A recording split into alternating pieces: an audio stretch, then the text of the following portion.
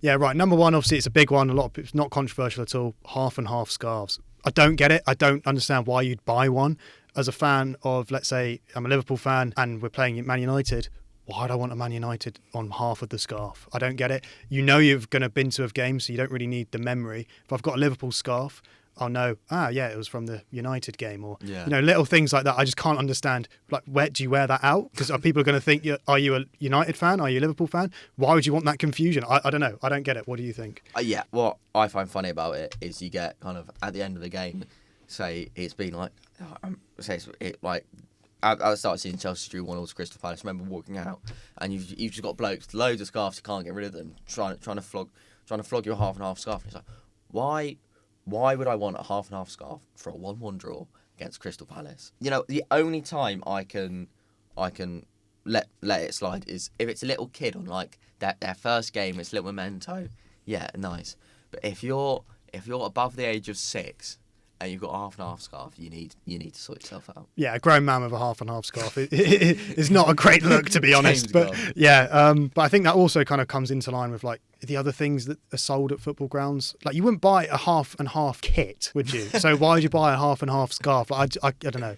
Yeah, can't understand it. Moving on from kind of these, I was saying the only time it's allowed to little kids. One thing, it boils it. It really gets on my nerves. Kids holding up cardboard signs being like, "Oh, can I have your shirt?" Get a grip. No. Stop. If a player wanted to give you their shirt, they'd give you the shirt. I don't know why. It really, really gets on my nerves. I know. So, like, again, if you're really young, most people can kind of go, "Oh, he doesn't know," and he's just a kid. Like, what does it matter to you? If you're a grown man with a sign, like, you need to get police escorted out of the stadium. That's not okay. You can't be having that. We kind of seem like an epidemic of the signs and of fans just asking for players' stuff now. Like, if you get off the coach and you're signing, if you're a player, you're signing a couple of autographs and things, people are asking you, "Oh, can I have your Real Madrid jacket?" I think there was one where it was like Jude Bellingham gave away his training top to a fan because he asked for it. And it's like, yeah, okay, I sort of understand, obviously, from Bellingham's perspective, someone asked for something that is free on your end. Why not just give it away, whatever? But, like, is that not just, like, why would you let your kid, like, just ask for random stuff off of other people? If you're a grown man doing that, I've already said where you should be. But, I don't know. If you're in a position to be able to, like, meet or even speak to one of, like, one of the most famous people on the planet or someone you really admire as a football player, don't ask for their stuff. Have a conversation. Yeah, just either speak to them. If you want a photo for a memory, okay, I get that. But you don't go asking for their shorts, shirt. Yeah. I think shirt, you can sort of like, everyone would want that match-worn shirt. So I'll kind of let you have your shirt. But anything other than that, shirt, shorts, kit, like socks or boots or anything like that, it's gone too far. I think fans are kind of... they're feeling way too privileged. Like, you shouldn't be able to just ask players for all of their stuff. They shouldn't be, and I think what's more important, they shouldn't be in a position where they have to be like, "Oh, can I?" or like, okay. Like, as you said, if a player wants to give you their shirt, they're going to do it off their own back, like, quite literally. I remember a game. It was a good few seasons ago when Kovacic was playing for Chelsea. But at the end of the game, he left the pitch in his pants and just his socks. It's gone too far. Interestingly, I learned something. The clubs have like a set amount of shirts for a player a season, and if they give it away, they have to pay for it to be replaced. Which I thought was quite interesting. Yeah, so I mean, I guess it's coming out of Jude Bellingham's pocket, so he is sort of paying for you to have that privilege. But I don't know. I think you shouldn't be putting them in the position where they feel bad if they say no, but at the same time, like, I don't know. I don't think it's right. No, I mean, also like 80 quid out of his 300 billion quid a week. It's like, yeah, I think kind of going on the back of that as well, like, if you're a pitch invader and you go on and you obviously you sneak past security, like, essentially you are a security risk. Like, even if you're a little kid going onto the pitch to, like, as you say, try and like nab Ronaldo's shirt or get a selfie or something, you are still a safety risk. Yeah. You could be someone with a knife and those sorts of things. And a prat. Yeah, exactly. But you're a prat to begin with because you're on the bloody pitch. But obviously, if you've got that far, like, as I say, you are a risk. Like, I remember a couple of years ago in the, like, I think it was like the Rugby World Cup or something. Someone ran on and got, like, mullered by a security guard, like, obviously tackle. One of the players gave that guy his gold medal What? or gave him his medal. Yeah, like I was like, you're getting rewarded for literally doing something illegal. Yeah. Like it's not allowed, because if obviously if everyone did it, huge problem. Yeah. So I don't really understand why players, like, obviously you've kind of seen it with like Messi and Ronaldo, of the biggest cases, where people will run on and then they'll kind of have to be like to the security, like, no, like, Yeah. don't kill the little, like, don't like spear tackle him just yet. Stop Get the stamping save. on the Yeah. Well, I'll get the selfie and we can kind of move on. But Yeah. I don't think that's right. I think that only kind of promotes it, because encourages it. now I'm looking at that and going, do you know what? If I can sneak past this security guard who's not even looking at it and doesn't care, then I can get a free shot at running onto Ronaldo and getting a selfie. And as long as he's in a decent mood to just drop the whole, like, Yeah. and kind of take in and get, I'm going to get it, like, almost like with no consequences. I don't know. I don't think it's right. No. My next pet peeve, bit of woke nonsense I'm not happy about. Managers who don't wear suits for cup finals. I didn't realise this annoyed me until one of the many cup finals that Chelsea got to under Thomas Tuchel. But he didn't. He always wore a tracksuit, except for the Champions League final. And I thought it's a bit disrespectful to the establishment. That Thomas Tuchel was rocking up to Wembley in a tracksuit. I mean, don't get me wrong, absolutely love Thomas Tuchel. That was probably the only negative I had of him. But I don't know, it really got under my skin. Yeah, it's kind of that professionalism aspect of, like, if you've got the prestigious, like, thing of going to Wembley, like, treat it with so much respect that you obviously, like, want to look your best. And as I say, like, you can sort of be like, okay, shirt and a tie is fine. You don't have to wear the full suit. But yeah, like, club tracksuit is probably not okay. And I'm with you. I think, like, when you get to that level, just pop a suit on. Like, make everyone arrive in a suit. Like, why not? Yeah. Ferguson obviously had a thing of, like, the big thing at United was you get your suit because that's what you're travelling. All of the other things that go alongside that is why we wear uniform at school. Yeah. Is to make, like, kind of, you get that sense of professionalism. Like, right, I'm here to do something. I'm here to be sensible. I'm here to, like, do all of those things. And I think it kind of encourages other things as well. I hadn't even thought of it like that, to be honest. It just really annoyed me. But it's a really good point. Kind of when you're dressed better, you hold yourself differently to if you're turning up in a tracksuit. I don't know. It's not that deep, but it did annoy me. It's the little things, isn't Yeah. it? Yeah. Another one for me. So this is one of them. This has kind of only come about in recent times, but stadium naming rights being sold. Zach, what are your thoughts? Recently, I mean, it's not to do with football, it's to do with rugby. Twickenham Stadium, home of English rugby, renamed to the Allianz Stadium. No, it's wrong. The Spotify Camp Nou. No. This is no. It's bad. Yeah. Before I go on a bit of a rant, I will say, if the stadium has been, like, purpose built and only ever been known as the Amex for Brighton, the Emirates for Arsenal, it's not been known as anything else. Yeah. I would personally prefer it to be called something kind of like local or like historic, if you will, opposed to just like a brand's name. Yeah. But I can sort of like see why. I don't think you can change it after the stadium's been there. Like St James's Park, Newcastle Stadium. Sports Direct Arena. I mean, like, no one calls their stadium the Arena anyway. Yeah. But, like, I don't know. It isn't right. And it's a big thing for clubs to be able to generate as much revenue as possible.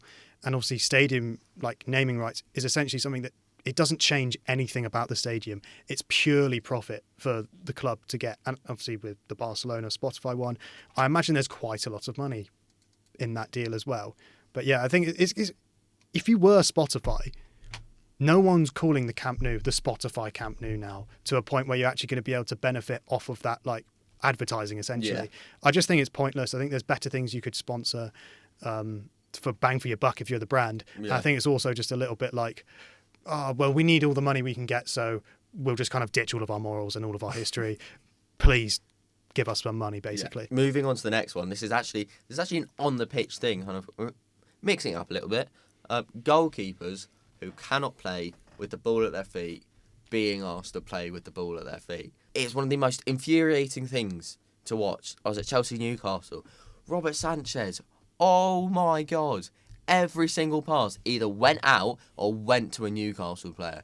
Just, if you want a goalkeeper who can play with the ball at their feet, get a goalkeeper that can play with the ball at their feet.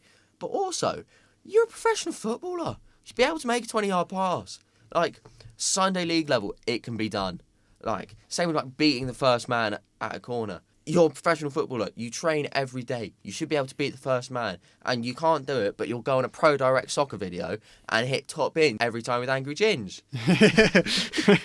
And Angry Ginge catching a bit of a stray there. But yeah, no, I agree. Like, obviously, like the corners one, I can't understand. Because as you say, like me and you could probably go down to the local pitch and like essentially beat the first man for most of the times. You can obviously forgive the occasional ones, but like there's certain teams where they're not beating the first man a lot of the time, and I don't really understand how that can happen. With the goalkeepers, yeah, I agree. I feel bad for goalkeepers who get asked to play with their feet when they can't, because they must just sit there before the game and go, for goodness sake, like I know no matter how good I am at the job that I've been brought in to do, stop goals, save shots, I'm going to give the ball away and essentially make like 3 key errors at some point or more during the game. I can't understand what benefits that gives like the goalkeeper and as well as the rest of the team, because if you're trying to pass out from the back and your goalkeeper can't pass out from the back, you're not going to be able to pass out from the back, therefore don't try it, sort of thing. And I think it kind of, we've seen it with Sanchez in the other games, it's literally costing Chelsea goals. So I don't know whether it's either time to change that aspect of it or whether it's time to change Robert Sanchez, because if he's not able to actually pass out of the back successfully, then what's the point in having him in goal? But also, like, even if you can't pass out from the back, play a 2-yard pass to a centre back and get him to do it. It really gets on my nerves. Moving on, Liam, I want you to talk to me about the modernisation of badges, because I know this gets to you. Yeah, so there's a couple of like successful ones. Like I think the Juve like badge from the older one is kind of like, that's one of the better ones I've seen. But we've seen like the Leeds one, which was cancelled. Like that was awful looking. That was horrible. And like we've seen badges go like we're kind of with everything brand related now, where it's kind of like more simplistic and a couple of key colours and less like wacky designs and sort of things. But the badge is a part of the history as much as anything else. Yeah. Like for me, changing the badge is almost like changing the kit colours and kind of those sorts of things. I just think like, what's wrong with the badge? Like unless there's something like racist or like something that has to be changed, like just leave the badge alone, guys. Like it's not going to change anything really. Like I can't see like you changing the badge bringing in more money. I can't see it changing anything else other than just like it's something, it's new. I think if you're a club as well, like when you're changing the badge, obviously, as I say, you're going against the history. Fans hate that. Yeah. Like it's on record that fans hate that. Like the amount of times that people change the badge, and the badge might not even look bad, but fans aren't happy because they don't want that. Like just don't change the badge. Like people aren't asking for the badge to be changed ever, guys. I'm just going to tell that to every club out there. Do not change the badge. Do not change the kit colours. Do not change the stadium name. It's that simple. Yeah. For the last 2 years, Chelsea have had an iridescent badge, and it's like, why? Why do we have a light blue and orange shiny badge now? We don't need it. I mean, don't get me started on the fact that we had a gold kit after finishing 10th, because that's a completely different story. But it's just the badge is nice. Leave the badge alone. Like the Liverpool badge, just having the liver bird. Everyone wants the normal badge back. Arsenal having just the cannon this season. I'm not a fan. The more simple it is, the more it's going to stick in people's minds, and I get that. But at the same time, like it's part of the history. The badges don't need to be simple. They don't need to be easy to draw. Like you're going to know what Arsenal is no matter what. Whether the gun is the big massive thing and it says AFC underneath it, or whether it's like the actual badge itself, people are going to know it's Arsenal, guys. Yeah. Moving on. This one is a recent phenomenon that I've discovered. People wearing goalkeeper kit. People buying goalkeeper kits just because they're black and they want a black kit. What are you doing? I remember I was at college and this bloke walked into college with it. I went, oh, that's a really nice kit. No, I didn't realise they were wearing a black kit. I went, oh, yeah, no, they don't. It's the keeper kit. What are you doing? You're not having that. No. See, when would you allow goalkeeper kits to be worn? By people who only play in goal? Yeah. Or, yeah. Yeah. If you're a goalkeeper, you're allowed to buy a keeper kit. I remember I was watching a fan debate and someone in the back was wearing the black Arsenal kit from this season. It's like, I don't mean to be extreme, but it's pathetic. Yeah. Similarly, on obviously kits and things, low socks / no shin pads for me is a big one. It's unsafe to start off with. I'm not the biggest safety guy before we go any further, but like it's unsafe. Like the amount of times shin pads have like saved my legs, especially like I've had like cracked shin pads all the way through. If a shin pad wasn't there, like my leg's either broken or I'm in a serious pain. I can't understand why it's not a bigger problem at like professional level when like the fouls are going to be tougher. There's more fouls as well. Yeah. A lot of fouls that don't get given off the ball and things like that. I can't understand why. Obviously, you're going to be lighter and might be able to run faster, but like guys, Well, the like shin pads are not 3 that grams. heavy. Yeah, like it's kind of like when they made like super thin boots. Yeah. Like it's not needed. It's not needed. I don't think it's needed. I think it's more of like a style thing. Oh, I don't know. 100%. I don't know. I can't get behind it. No, and like you'll see players who've got like an iPod Mini size Yeah. like shin pad. It's like if someone comes and clatters you, that is doing nothing. Yeah. I remember a few seasons ago, like Arsenal fans were crying on Twitter, being like, "Oh, Saka's bleeding from the shin. Like this is someone should have been sent off." And it's like, I have no sympathy. If you're wearing a normal shin pad, you're completely fine. It's what a shin pad's supposed to do. It's the only bit of protection you have to wear on a football pitch. It's not that deep. Yeah, and I don't think it'll be long before like rules around that start to come in, because like you've seen it with like the training ground and changing room footage where it is literally like a cardboard cutout of that, and it's been wrapped in tape, and that's it. I can't believe players do it, because I'll always wear my shin pads. Health and safety 101. Yeah. My final one, moving back to on the pitch things, players who roll around on the floor trying to get a foul, and then as soon as the ball's kicked out or they realise they're not just get straight back up. Like I remember 𝗕𝗵𝗵𝗶 did it and instantly scored. He just got straight back up and he was completely fine. It does my head in. Even worse than that is when a player goes down, as you say, starts rolling around, emphasises everything, foul gets given, bounce straight back up, high-fiving the teammates. I feel as though the referee should see that and just go, no, booking.